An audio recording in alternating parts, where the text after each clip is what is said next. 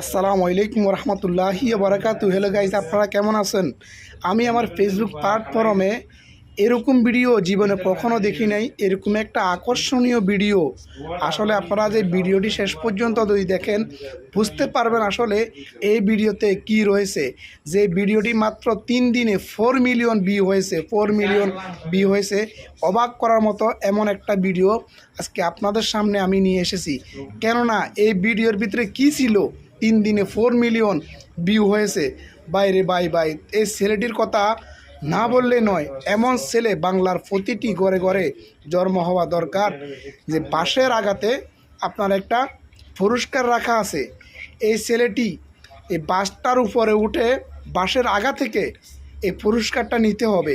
এই ভিডিওটি দেখার জন্য দেখতেছেন আপনারা এখানে হাজার হাজার হাজার হাজার দর্শক কিন্তু দাঁড়িয়ে আছে। কেন?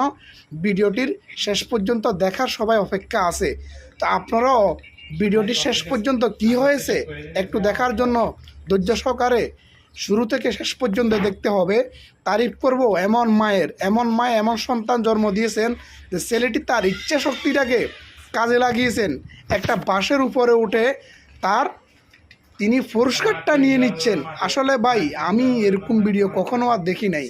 এই ছেলেটির জন্য মন থেকে অনেক অনেক দোয়া শুভকামনা রইল। আপনারা একটু ধৈর্য সহকারে দেখুন আসলে ছেলেটি কি সর্বশেষ বাঁশের আগা থেকে সে পুরস্কারটা কি নিতে পেরেছে। যদি ভিডিওটি কন্টিনিউ করুন শুরু থেকে শেষ পর্যন্ত আপনি দেখেন বুঝতে পারবেন। ঠিক ছেলেটি কিন্তু বাঁশের আগাতে উঠে সেই পুরস্কারটা কিন্তু নিয়ে নিছে। তো এই ভিডিওটি আপনাদের কাছে কেমন লাগলো? যারা আপনারা প্রথম দেখেছেন অবশ্যই একটা কমেন্ট করবেন, এই ভিডিওটি শেয়ার করবেন। আমি এই ছেলেটার তারিফ অবশ্যই করব। এমন ছেলে বাংলার বুকে আরও জন্ম হওয়া দরকার।